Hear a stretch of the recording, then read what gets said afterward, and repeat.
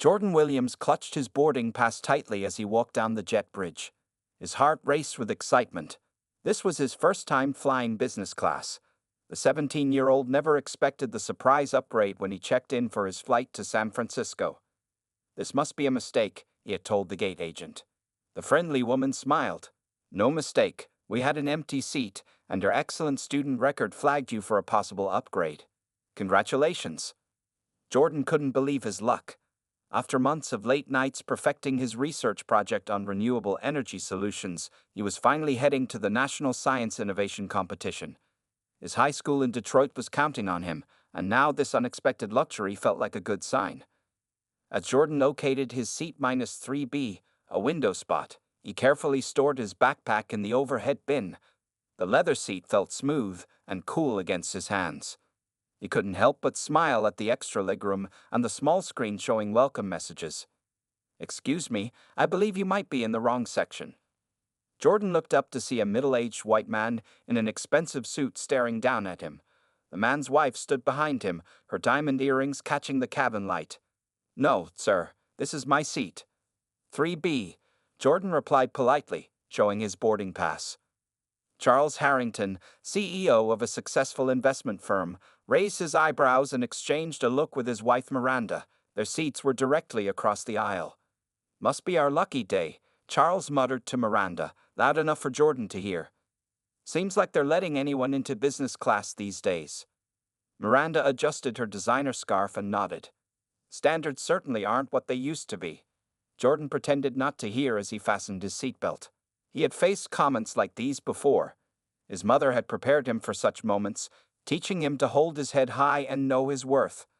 Other passengers settled into their seats. Some glanced at Jordan with curious expressions, while others quickly looked away when he met their eyes.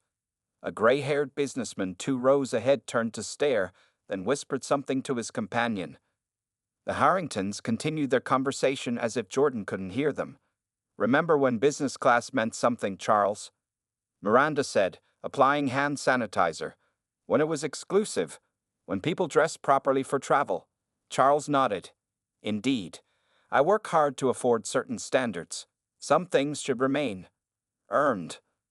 Jordan took a deep breath and opened his science journal, focusing on his notes instead of their words. His research on affordable solar energy for low-income communities had earned him this trip. No one could take that away. Across the aisle, a woman in her 40s, Elaine Chen, observed the interaction while pretending to read emails on her tablet. She noticed Jordan's science journal and the way he calmly ignored the rude comments. The flight attendant approached with pre-departure drinks. "Champagne, please," Miranda said. When the attendant reached Jordan, he politely asked for apple juice. "First time in business class?" the attendant asked kindly. Before Jordan could answer, Charles laughed. "Isn't it obvious?" The flight attendant frowned slightly but maintained her professional smile as she served Jordan his drink. As the plane prepared for takeoff, Jordan stared out the window. 6 hours to San Francisco. 6 hours next to people who had already decided he didn't belong. He thought about his project, his family's pride, and the opportunity ahead. He wouldn't let anyone ruin this moment. Little did the Harringtons know that this flight would change their lives forever, and not in the way they might expect. The airplane reached cruising altitude, and the seatbelt signs turned off with a soft ding. Flight attendants began preparing the meal service, moving efficiently through the cabin with their carts. Jordan tried to focus on his science notes but couldn't help noticing how the Harringtons watched his every move. When he reached for the complimentary headphones, Miranda nudged her husband. "Charles, look at how he's handling everything like it's made of gold," she whispered, not quietly enough. You'd think he'd never seen headphones before. Charles chuckled. "Well, not these kinds, I imagine." Jordan's ears burned, but he kept his eyes on his journal. His mother's voice echoed in his mind. "Never let them see they've hurt you." He put on the headphones and selected a movie, though he couldn't concentrate on the plot. When the flight attendant arrived with the meal options, she smiled warmly at Jordan. "We have grilled chicken with rice or beef short ribs with mashed potatoes today. What would you prefer?" Before Jordan could answer, Charles interrupted. "I'm surprised you don't have any fast food options. Might make some passengers feel more at home." The flight attendant's smile tightened. "Sir, All our passengers deserve our best service. I'll have the chicken, please, Jordan said politely. Across the aisle, Elaine Chen watched the interaction with growing anger. She recognized the teenager from somewhere, but couldn't place exactly where. What she did know was that the Harringtons' behavior was unacceptable. As the meal service continued, Charles made a show of explaining the wine pairings to his wife. This is a premium Bordeaux, dear. I doubt everyone here can appreciate its subtle notes. A few passengers shifted uncomfortably in their seats. One older man frowned but said nothing. The cabin remained filled with the soft sounds of cutlery against plates and the low hum of the engines. Jordan ate quietly, trying to enjoy the meal despite feeling like he was under a microscope. When he accidentally dropped his napkin, Miranda sighed loudly. Some people simply aren't used to fine dining, Charles. It's not their fault. Jordan reached down to pick up his napkin, his face burning with humiliation. He wished he could disappear into his seat. Elaine had seen enough. She pressed the call button, and when the flight attendant arrived, she requested a glass of water and then quietly said, "Could you please bring me a note card? I'd like to send a message to that young man." Minutes later, the flight attendant slipped Jordan a folded note. Opening it, he read, "Your dignity in the face of rudeness shows true class, something money clearly can't buy. I admire your composure. Seat 4C. Jordan glanced across the aisle to see Elaine give him a subtle nod. For the first time since boarding, he felt a small sense of relief. As the meal service concluded, Charles continued his commentary. When Jordan declined dessert, Charles remarked, "Probably wise. Some people need to watch their diet more than others." Several passengers were now openly frowning at the Harringtons, though no one directly confronted them. While checking his phone in airplane mode, Jordan opened his project presentation. The screen showed his school photo next to his research title, Affordable Solar Energy Solutions for Urban Communities. Elaine caught a glimpse of the screen and suddenly realized where she had seen him before. Jordan Williams, the young scientist whose work had been featured in Tech Innovation Monthly, the same magazine that had profiled her company last quarter. She discreetly took out her phone and began recording small audio clips of the Harringtons' comments, careful to avoid being noticed. The flight continued, and so did the Harringtons' subtle but persistent mockery.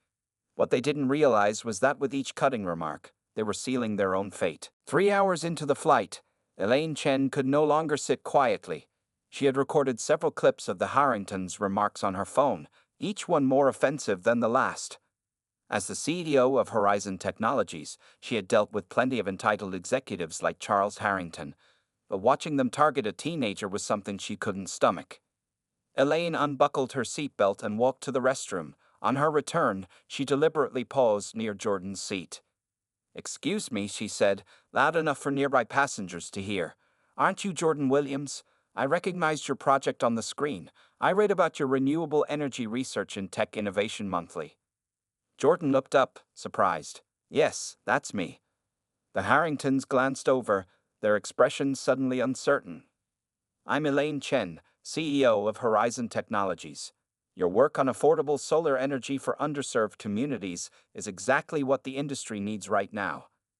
Are you heading to the National Science Innovation Competition in San Francisco?" Jordan nodded, sitting up straighter. "Yes, I am. It's an honor to meet you, Ms. Chen. I've read about your company's work in clean energy." Charles Harrington shifted in his seat, the name Horizon Technologies clearly registering. Miranda's fingers nervously twisted her gold bracelet. "The honor is mine," Elaine continued. "Would you mind telling me more about your project? I'm actually giving a keynote speech at the conference, and I'd love to mention your work." As Jordan began explaining his research, his voice grew confident and passionate. Other passengers listened with interest. The same businessman who had stared earlier now watched with newfound respect. "What inspired you to focus on low-income communities?" Elaine asked. "I grew up in Detroit," Jordan explained. "Many families in my neighborhood couldn't afford their electricity bills. I wanted to create something that could make a real difference." Charles cleared his throat. "Excuse me, Ms. Chen, I couldn't help overhearing. I'm Charles Harrington, CEO of Harrington Investments." Elaine turned to him with a cold smile. "Mr. Harrington. Yes, I believe I've heard your name mentioned in certain circles." Her tone made it clear those mentions weren't favorable. Charles faltered slightly but pressed on. We're always looking for promising investment opportunities in green technology. Perhaps we could discuss. I'm quite selective about my business associates, Mr. Harrington. Elaine cut him off. I value integrity above all else. She turned back to Jordan. Now, tell me more about your cost-effective solar panel design. Miranda whispered urgently to her husband. The couple had suddenly gone pale, realizing they had been mocking someone connected to an influential figure in their business world. A flight attendant approached with drinks. Can I get you anything, Ms. Chen? Tea would be lovely, thank you, Elaine replied, and perhaps a fresh juice for this brilliant young scientist. Jordan smiled gratefully. Apple juice would be great, thank you. The flight attendant, who had witnessed the Harringtons' behavior earlier, served them with a satisfied expression. Other passengers began asking Jordan questions about his project. The atmosphere in the business class cabin had shifted completely. The teenager who had been treated as an outsider was now the center of positive attention. From her seat, Elaine discreetly checked her phone recordings. She had no immediate plans for them, but something told her they might prove useful. She watched as Charles Harrington nervously checked his own phone, scrolling through what appeared to be conference details. Jordan caught Elaine's eye and mouthed a silent thank you. She nodded in response, but her mind was already moving forward. The Science Innovation Conference would bring together the biggest names in technology and investment. If Charles Harrington was attending, as his phone activity suggested, their paths would cross again. The airplane continued its journey westward, carrying not just passengers but the seeds of a dramatic reckoning that none of them could yet imagine. The captain's voice crackled over the intercom.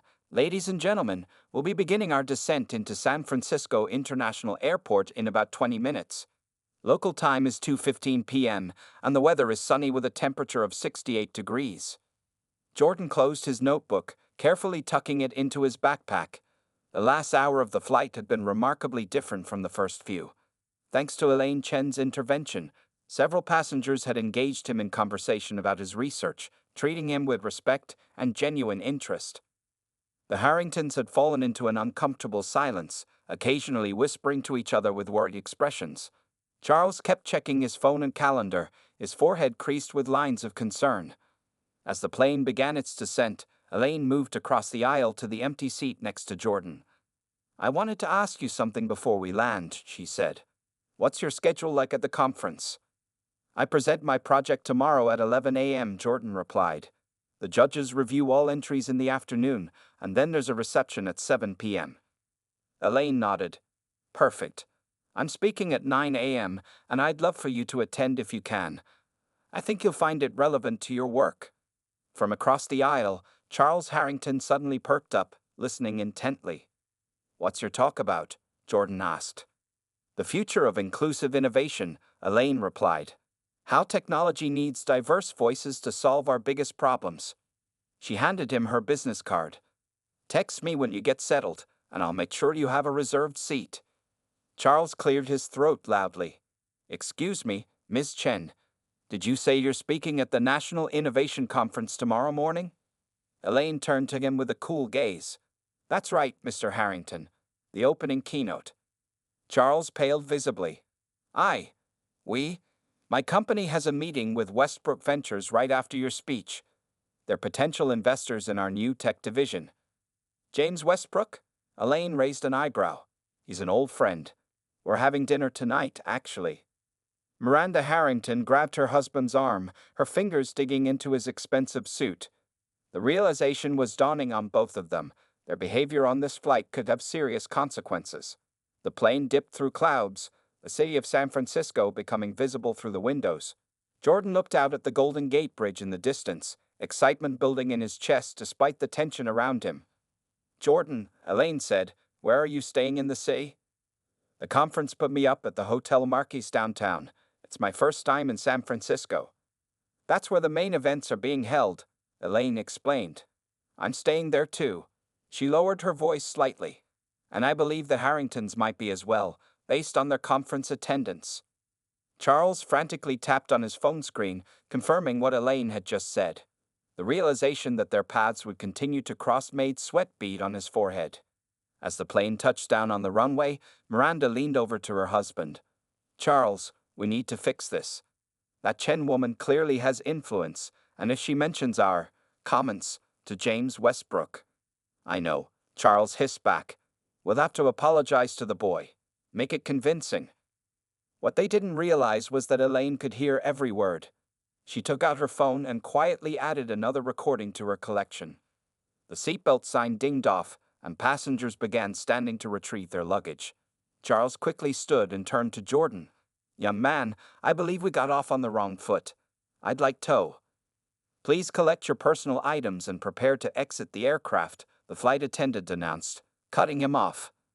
Thank you for flying with us today. Jordan stood and grabbed his backpack. Elaine placed a hand on his shoulder. Let me give you my number directly. I think the next few days are going to be very interesting. As they moved toward the exit, the Harringtons hurried to keep up, desperate to salvage the situation. But it was too late. Their world of privilege and connections was already beginning to crumble around them, though they didn't yet understand just how completely it would fall apart. The grand ballroom of the Hotel Marquis buzzed with excitement. Hundreds of technology professionals, investors, and science enthusiasts filled the seats, waiting for the conference's opening keynote address. Large screens displayed the Horizon Technologies logo alongside the words, "The Future of Inclusive Innovation," and Elaine Chen, CEO. In the front row, Jordan sat nervously adjusting his tie. Elaine had arranged for him to have one of the reserved seats, normally kept for VIPs and major sponsors. He could feel curious glances from people wondering who this teenager might be. 10 rows back, Charles and Miranda Harrington settled into their seats. Charles had spent the previous evening making frantic calls, trying to learn more about Elaine Chen's connection to James Westbrook, their potential investor. What he discovered only increased his anxiety. Westbrook considered Chen a trusted advisor on all investment decisions. She's introducing him at this afternoon's panel. Charles whispered to Miranda, "We need to speak with her before then." The lights dimmed, and the conference director stepped to the podium. Ladies and gentlemen, it's my pleasure to introduce our opening keynote speaker. As CEO of Horizon Technologies, she's revolutionized the renewable energy sector and championed diversity in STEM fields. Please welcome Elaine Chen. Applause filled the room as Elaine walked confidently onto the stage. She smiled at Jordan before turning to address the audience. Innovation requires more than brilliant ideas, she began. It requires perspective, it requires inclusion, and most importantly, it requires treating every voice with respect. For 20 minutes, she outlined her vision for the future of technology, emphasizing how diverse backgrounds led to better solutions. The audience was captivated. Charles Harrington nodded along, hoping to catch her eye and show his agreement. Then Elaine's presentation shifted. Yesterday, I witnessed something that perfectly illustrates why our industry continues to struggle with inclusion, she said. I'd like to share an experience that happened on my flight here. Charles froze. Miranda's hand tightened around her program booklet. A brilliant young scientist was traveling to this very conference, Elaine continued. Despite his impressive achievements, he was subjected to continuous mockery and humiliation by fellow passengers who decided, based solely on his appearance, that he didn't belong in business class. Murmurs spread through the audience. Jordan stared straight ahead, his heart pounding. I believe actions speak louder than words, so let me share just a small sample of what I heard. Elaine pressed a button on her remote. The room fell silent as audio played through the speakers. Seems like they're letting anyone into business class these days. Standards certainly aren't what they used to be. You'd think he'd never seen headphones before. Each clip was clear, the voices unmistakable though no names were mentioned. People in the audience looked around, expressions of disgust on their faces. I didn't name these individuals, Elaine continued after the audio ended, because public shaming isn't the goal. Education is. But I want you to notice something important. Not once did anyone else on that flight, including myself initially, speak up directly against this behavior. And that silence is exactly what allows discrimination to flourish. Charles Harrington sank lower in his seat. Several people nearby were looking in his direction, having recognized his voice from the recordings. The young man who endured this treatment handled himself with remarkable dignity, Elaine said. And I'm proud to tell you he's here today. She gestured toward Jordan. His research on affordable solar energy solutions for underserved communities is exactly the kind of innovation we should be supporting. The audience erupted in applause. Jordan stood briefly, acknowledging the support with a small wave. Our industry talks about meritocracy, Elaine concluded. But true meritocracy only exists when everyone starts from a place of respect. Remember that the next great idea can come from anyone, anywhere, regardless of what they look like or where they come from. As the applause thundered through the ballroom, Charles Harrington checked his phone. A new message had appeared. Mr. Harrington, something urgent has come up. We need to reschedule our meeting. James Westbrook. Charles looked up to see Westbrook himself, seated just 2 rows ahead, turning to stare directly at him with cold disapproval. The afternoon reception filled quickly with conference attendees eager to network. Waiters carried trays of appetizers and drinks through the crowded hotel ballroom. In the center of the room, Jordan stood beside his project display, explaining his solar energy concept to an impressed group of engineers and investors. The key innovation is making the technology affordable for low-income neighborhoods, Jordan explained, pointing to his cost analysis charts. Most families in these communities spend over 15% of their income on energy bills. My system could cut that in half. A tall man in an expensive suit nodded approvingly. This is exactly the kind of practical thinking we need. Would you be interested in development funding? Jordan's eyes widened. Absolutely, sir. On the other side of the room, Charles and Miranda Harrington hovered near the entrance, monitoring the crowd. Charles had changed his suit after the morning session, hoping a fresh appearance might help distance himself from the voice in the recordings. Their investor meeting with James Westbrook remained postponed, with no new time scheduled. There she is, Miranda whispered, spotting Elaine Chen entering the reception. You need to fix this, Charles. Now. Charles straightened his tie. I'll handle it. We'll explain it was all a misunderstanding. They made their way toward Elaine, who was chatting with several conference organizers. Before they could reach her, they noticed the growing crowd around Jordan's display table. Is that the boy from the plane? Miranda asked, squinting across the room. Charles paled.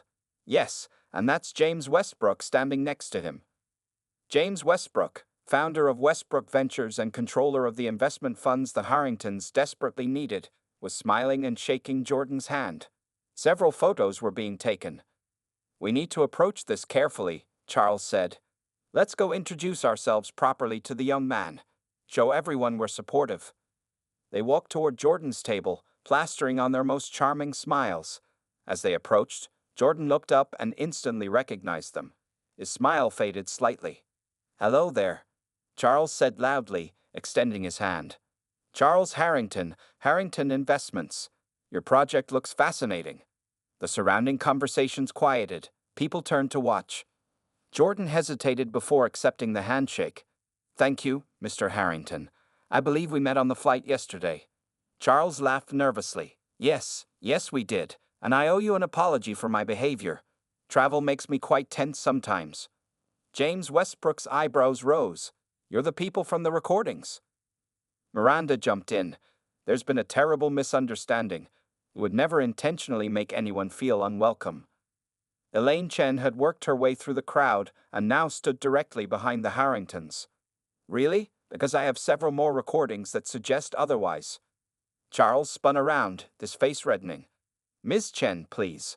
We all say things we don't mean sometimes. Actually, Jordan said, his voice stronger now, I believe you meant every word. You just didn't expect any consequences. The room had grown completely silent. Everyone was watching. Young man, Charles said, lowering his voice to sound reasonable, I'm trying to apologize here. In fact, our company would be interested in potentially funding. You're trying to save your business deals, Jordan interrupted. That's not the same as an apology. Several people nodded in agreement. James Westbrook crossed his arms, watching closely. Miranda's composed facade finally cracked. Do you have any idea who we are? We donate millions to charitable causes every year. Yet you couldn't show basic respect to someone you thought was beneath you, Elaine replied calmly. Charles realized the situation was spiraling out of control. Investors and business contacts were witnessing his humiliation. He needed to regain control. I admit we made a mistake, he said, raising his hands. "And we're willing to make it right. Tell us what you want. A donation to your school? A scholarship fund? An internship at our company?" Jordan looked him directly in the eyes. "What I want is for you to understand that your money doesn't make you better than anyone else. But I don't think that's something you can buy." Applause broke out around the room. As it died down, James Westbrook stepped forward. "Mr. Harrington, I think we should cancel our meeting altogether. My firm only partners with people who share our values." Charles watched helplessly as his business prospects collapsed before his eyes. 3 days after the conference ended, Charles Harrington sat in his office, staring at his computer screen in disbelief. The company stock had dropped another 12% since morning. Outside his door, phones rang constantly as his staff struggled to manage the crisis. "Charles," his assistant called through the intercom, "CNN is on line 1. They want a statement about the video." He ignored the call, scrolling through the news articles instead. The headline from the Wall Street Journal glared back at him. "Harrington Investments faces exodus of clients after CEO's racist comments go viral." The video had appeared online the day after the conference. Someone had combined Elaine Chen's audio recordings with smartphone footage from the reception, capturing the entire confrontation. Within hours, it had millions of views and hashtag #BusinessClassBegot was trending nationwide. Miranda burst into his office, her usually perfect appearance now disheveled. "The Charity Foundation just called. They're removing our name from the annual gala." "Charles, we're losing everything." The intercom buzzed again. "Sir, the board members are gathering for the emergency meeting in 10 minutes. Charles loosened his tie, feeling like he couldn't breathe. How did this happen? It was just some comments on a plane. Everyone talks that way in private. Not everyone, Miranda said quietly, the reality of their situation finally sinking in, and not to a child. Across town, Jordan sat in a small conference room at Horizon Technologies. Elaine Chen smiled as she slid a document across the table. "This is a formal offer," she explained. "A full scholarship for your college education, followed by a guaranteed position here if you want it. Your work is exactly what this industry needs." Jordan read through the papers carefully. His mother sat beside him, tears of pride in her eyes. "There's something else," Elaine continued. "James Westbrook was extremely impressed with you. He's offering to fund the full development and distribution of your solar project to 5 low-income neighborhoods as a pilot program." Jordan looked up, stunned. 5 neighborhoods? That would help thousands of families. "Yes," Elaine nodded. "And there's been another development I should mention. The video of the conference confrontation has gone viral." She turned her tablet to show them. The video had over 8 million views. The comments section was filled with support for Jordan and outrage at the Harringtons. "I didn't want this to happen," Jordan said softly. "I just wanted to be treated with respect." "Sometimes justice finds its own path," his mother replied, squeezing his hand. Back at Harrington Investments, the board meeting had turned into a bloodbath. Charles sat silently as board members took turns expressing their anger. "We've lost the Westbrook deal. The Patterson account pulled out this morning, and 3 major clients have already announced they're cutting ties," the financial director reported. "Our stock has fallen 27% in 3 days. The public relations damage is beyond repair while Charles remains as CEO," another board member added. "We need to take decisive action." The board chairman cleared his throat. "Charles, we voted. We're asking for your immediate resignation."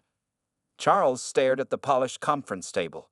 Just 4 days ago, he had been at the top of his world, wealthy, respected, powerful. Now it was all crumbling because of a few moments of arrogance on a plane. That evening, news outlets reported that Charles Harrington had stepped down as CEO of his own company. Financial analysts predicted Harrington Investments would need to rebrand completely to survive. Miranda sat alone in their luxury apartment, scrolling through her phone. Friends were canceling dinner plans. Their social circle was rapidly disappearing. She came across a photo of Jordan receiving his award at the conference, standing proudly next to Elaine Chen and James Westbrook. For the first time, she saw not just a teenager but a brilliant young man with dreams and potential, a human being worthy of respect. The realization came too late to save what they had lost, but perhaps not too late for something else to begin. Outside, reporters camped in front of their building, waiting for a statement that might never come. 6 months passed. The leaves changed color, fell, and gave way to winter snow before spring brought new beginnings. On a bright May morning, Jordan Williams stood at a podium in the gymnasium of his former high school in Detroit. "Today, I'm proud to announce the launch of the Equal Opportunity in STEM Scholarship," he said to the assembled students and teachers. 10 students from this school will receive full college funding each year to pursue careers in science and technology. Applause filled the gym. In the front row, Jordan's mother wiped tears from her eyes. Beside her sat Elaine Chen, who had flown in specifically for this event. Behind them, students leaned forward eagerly, many holding application forms for the scholarship. "None of this would have been possible without the support of many people who believed in me," Jordan continued. "And, surprisingly, even those who didn't." At the back of the gymnasium, standing quietly by the exit doors, Charles and Miranda Harrington watched. They looked different now, humbler in their appearance, with less expensive clothes and no flashy jewelry. The past 6 months had transformed them in ways they never expected. After Charles resigned from his company, they faced financial and social ruin. The viral video had made them pariahs in their former circles. Their so-called friends disappeared, invitation cards stopped arriving, and their phones stopped ringing. "We have one more announcement," Jordan said. "The scholarship will include a mentorship program. Every student will receive guidance from professionals in their field of interest." He gestured toward the back of the room. "And I'd like to introduce two of our mentors who have joined us today." Eyes turned to see Charles and Miranda Harrington step forward. Many in the audience recognized them from the infamous video. Whispers spread through the crowd. Charles approached the microphone nervously. "Thank you, Jordan. 6 months ago, I made terrible mistakes that hurt this young man and revealed ugly truths about myself that I had never wanted to face." The room fell silent. "After losing my company, I had to think hard about who I really was without my wealth and status. Miranda and I enrolled in diversity and inclusion training. We listened to stories from people we had previously ignored. And most importantly, we learned that true redemption isn't about saying sorry. It's about changing your actions." Miranda stepped forward. "We donated half of our remaining savings to fund this scholarship, not for publicity or to restore our reputation, but because it's the right thing to do. We can't undo our past behavior, but we can help create a better future." Jordan returned to the podium. "I didn't have to accept their help. Many people told me not to, but real change happens when we give people the chance to learn from their mistakes." After the ceremony, students crowded around Jordan for pictures and questions.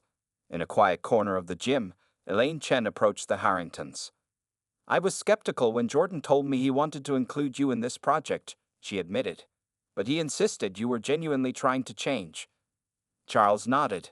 "We don't expect forgiveness, Ms. Chen. We're just grateful for the opportunity to do something meaningful." "Charles is teaching business ethics at the community college now," Miranda added. "And I'm volunteering with a youth mentorship program in our new neighborhood." As they spoke, Jordan joined them, extending his hand to Charles. "The first scholarship recipients will be announced next month. I'd like you both to be there." Outside the school, reporters gathered to cover the scholarship launch. One approached Jordan as he was leaving. "Jordan, does this mean you've forgiven the Harringtons for what they did to you?" Jordan considered the question carefully. "Forgiveness isn't something you can demand or expect. It's earned through actions, not words. What I can say is this: their mistake created an opportunity for growth, for them, for me, and now for many other students." He glanced at the Harringtons standing nearby, their faces reflecting both regret for the past and hope for the future. "Sometimes," Jordan concluded, "our worst moments can lead to our best contributions, if we're willing to learn and change." As the crowd dispersed, Charles and Miranda walked quietly to their modest car, no longer rulers of a financial empire, but perhaps, at last, on the path to becoming better human beings.